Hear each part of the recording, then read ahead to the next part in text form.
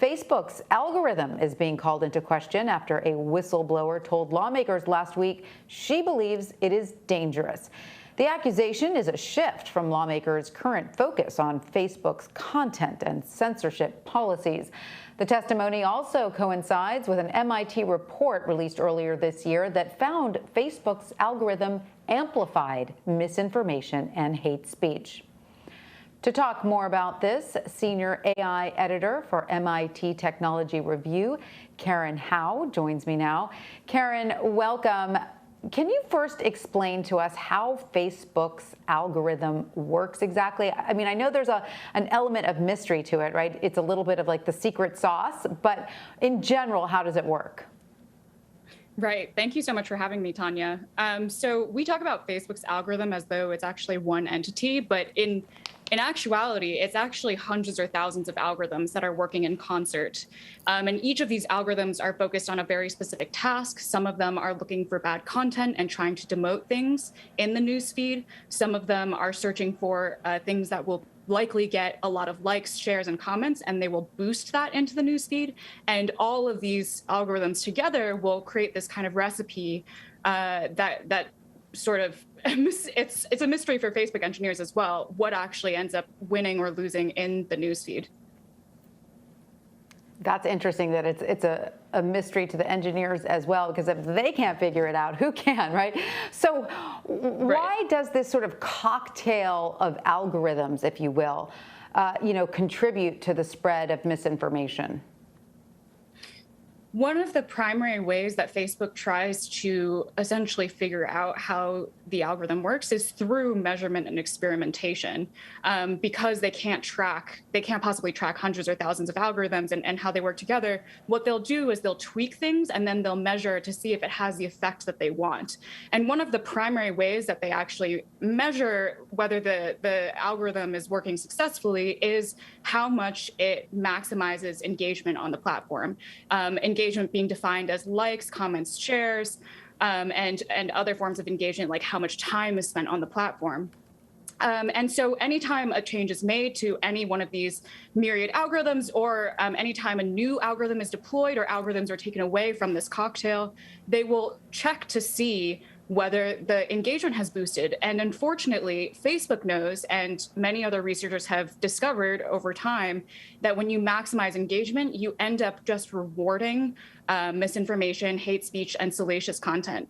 And so that's ultimately why Facebook's newsfeed algorithm ends up really boosting this type of content across to Facebook users' newsfeeds.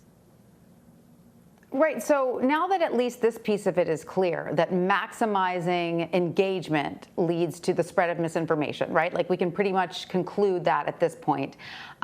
Why can't the person or people who are in charge of managing the algorithms adjust it so that engagement is not the primary way of, sort of rewarding the algorithm or judging the algorithm, if you will?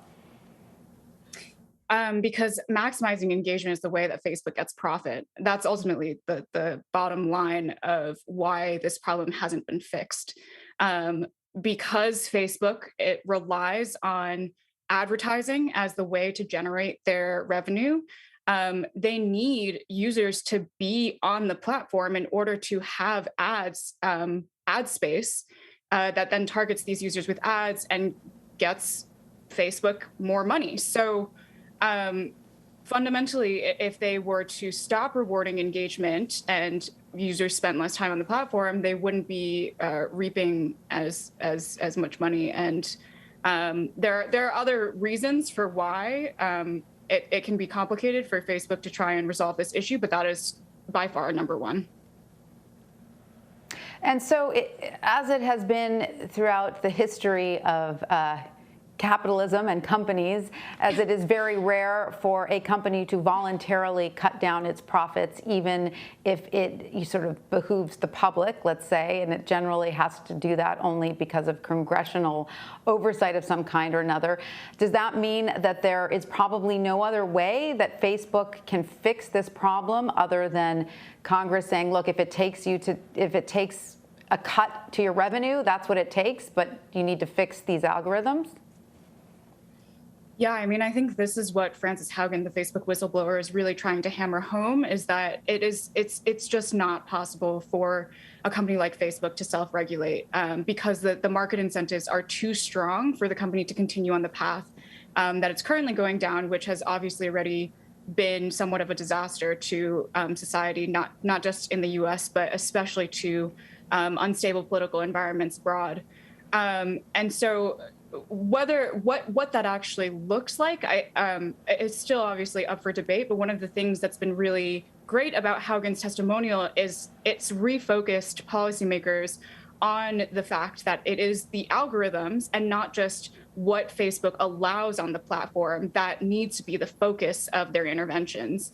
And so hopefully we will start seeing Congress engage in more experts and also engage with Facebook on what exactly does it take to tamp down this problem and have Congress step in.